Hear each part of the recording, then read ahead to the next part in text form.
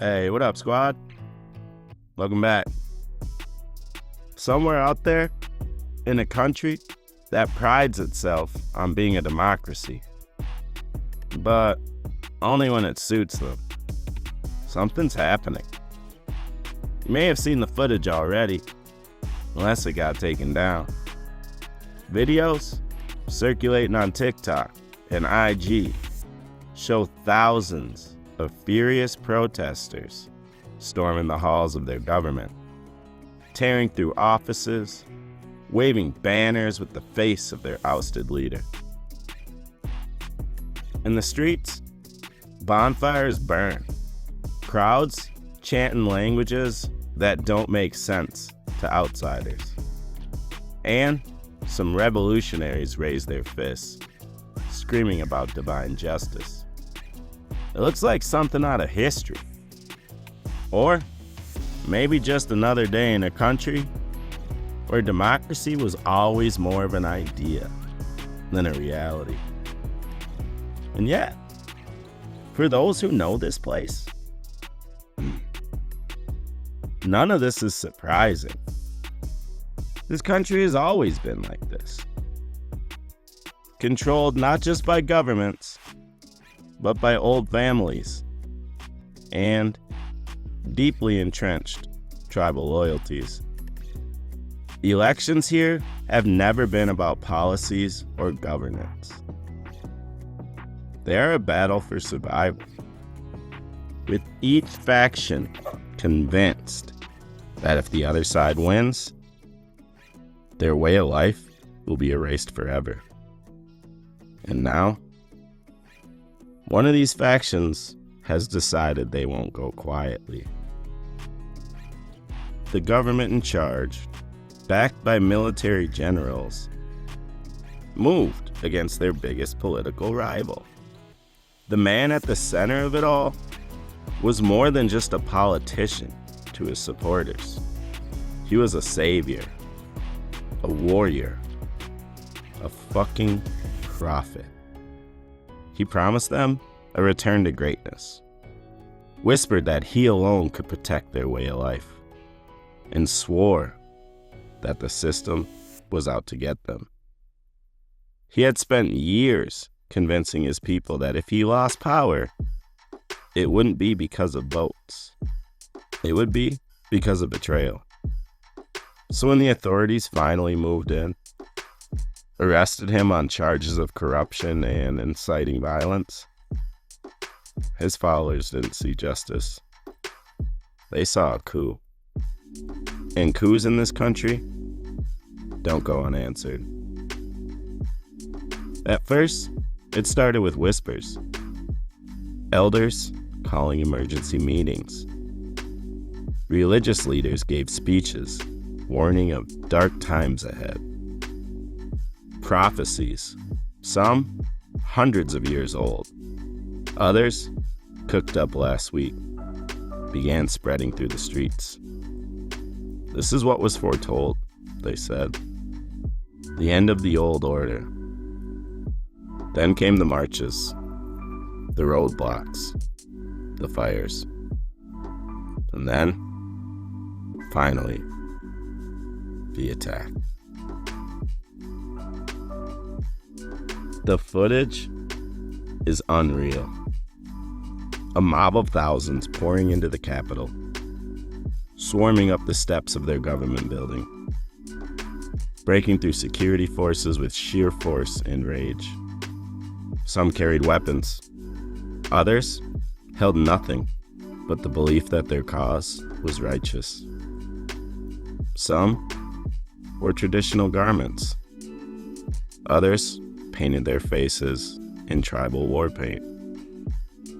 A few had written cryptic symbols on their foreheads, claiming it would protect them from bullets. Others held up their phones, live streaming the whole thing, unaware that their own videos would later be used as evidence against them. They broke down doors, overturned desks, ransacked offices. Some climbed onto the podium where laws were once debated and declared.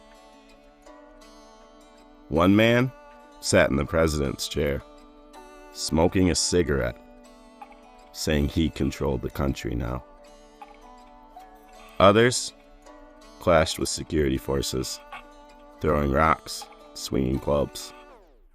Some officers, clearly sympathetic to the uprising, simply stepped aside. Others fought back, but the crowd was too large, too angry, too convinced that they were enacting the will of the gods. A priest was seen walking through the halls, sprinkling holy water. A group of militants prayed in unison before charging further inside. Someone had written a biblical verse onto the walls. Well, their version of the Bible, of course. And the one that said they were always meant to win. And in the center of it all, a man stood atop a pile of broken furniture, screaming into a megaphone. We take back what is ours. We are the true people of this land. We take back what is ours. For those watching from the outside, this all seems so expected. Of course, this kind of thing happens here, in that kind of country. This is what happens in the third world, some will say. It's all too predictable, isn't it? A corrupt leader rallies his followers, claims divine favor, refuses to concede power, and when he is removed, his people riot, convinced they are fighting for something greater than just politics. You see it in Myanmar. You see it in Peru. You see it in Brazil. If you read the history books, you already know how this ends. The government will crack down. Arrests will be made. Some will flee into exile, while others take their place in prison cells. The international community will shake its head and say, another failed democracy. And yet, if you look a little closer, if you listen past the chaos, you might recognize something else. The way the media frames it. The way the leaders on both sides claim moral superiority. The way the people in power pretend they never saw this coming, even though they fed the fire for years. It all feels a little too familiar. Because here's the thing. This isn't happening in some far-off country. This isn't a struggling African democracy. This isn't a South American republic with a history of coups. This was Washington, D.C., January 6th, 2021. This was America, the so-called leader of the free world. The nation that spent decades looking down on others, lecturing them on how to run fair elections, calling their political instability backwards. And yet, when the time came, America proved it wasn't any different. People draped themselves in flags, stormed the Capitol, called upon divine forces, and refused to accept reality. They believed their leader had been chosen by fate, that the other side was evil, that democracy only worked when it benefited them. Case in point, 2020, they said the election was rigged. 2024 puts Donald in charge. No one's screaming about the election being rigged this time. And when they were finally pushed back, arrested, tried, what did they do? Did they reflect?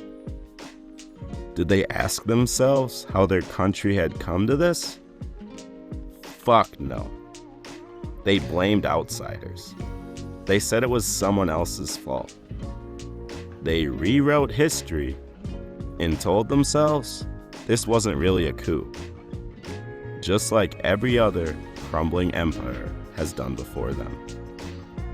Because every nation, no matter how powerful, how arrogant, how rich, eventually follows the same script.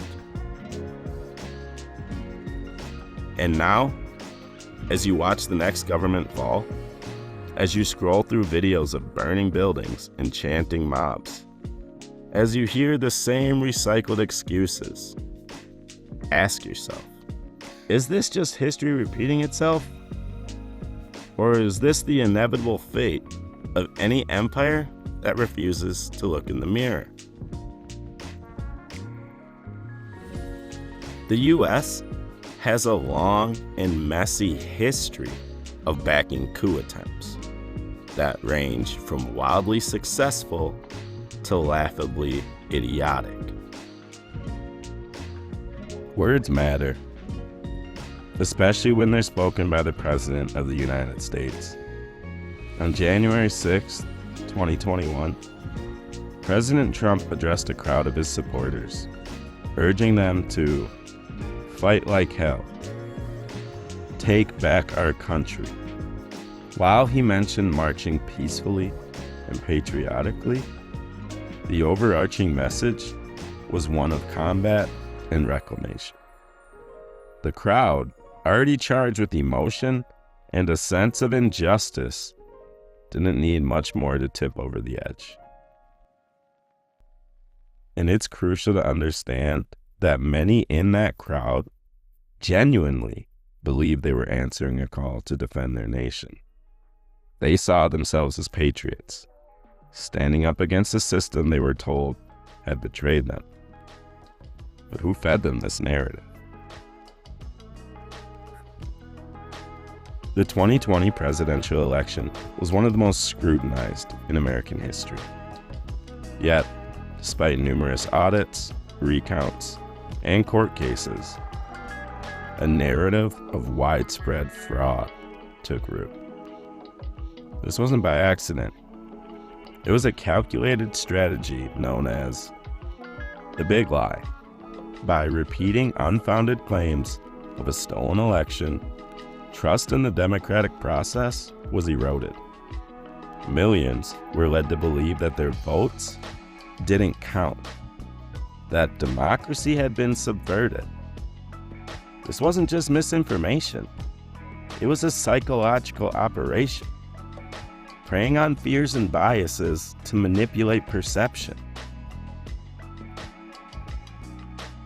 As President Trump concluded his speech on January 6th, he directed his supporters to march to the Capitol. He painted a picture of a stolen country, urging them to show strength and fight. He didn't explicitly call for violence. The imagery and the tone were unmistakable. The crowd, a mix of ordinary citizens, militia members, and conspiracy theorists, moved towards the Capitol. And their intent?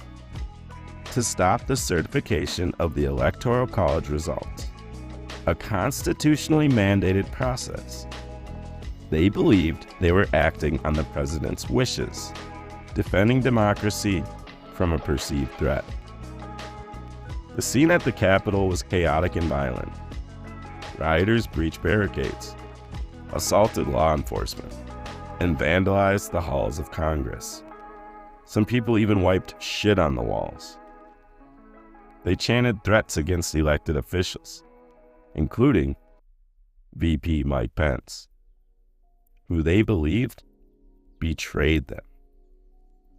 5 people died as a result of this fucking riot, and many others were injured. The world watched in shock as the beacon of democracy appeared to crumble from within. In the days and months following the riot, hundreds were arrested and charged for their actions.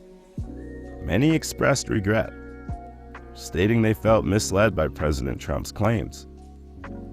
They believed they were acting on his orders, defending their country from a stolen election. This isn't conjecture. Court records and statements from defendants reveal a common thread. They felt called to action by the president himself. To the Trump supporter listening, I applaud you for making it this far. I understand your passion and commitment to what you believe is right. But consider this. If the foundation of your actions is built on falsehoods, where does that lead us as a nation? Democracy thrives on truth, accountability, and the peaceful transfer of power. When we allow ourselves to be swayed by unfounded claims and charismatic leaders without questioning the validity of their words, we risk undermining the very fabric of our republic. It's not about abandoning your beliefs or your political identity. It's about holding those in power accountable, ensuring they lead with integrity and truth. Blind allegiance serves no one but those who seek to exploit it. Case in point, Hitler. January 6th was a dark day in American history. But it's also a lesson. A lesson about the power of words, the danger of misinformation, and the responsibility we all share in preserving our democracy. Let's move forward with open eyes and critical minds, valuing truth over partisanship and unity over division. Thanks for joining me today. Until next time, stay informed, stay engaged, stay vigilant, but stay the fuck out of the Capitol for fuck's sakes. Not a Democrat, not a Republican. I'm a fucking human. I don't agree with any political party because they all went to the same schools. They all go to the same country clubs. They hang out with each other on the weekend. Smoke with me, boy, you might go deep, doing dirty on the main line.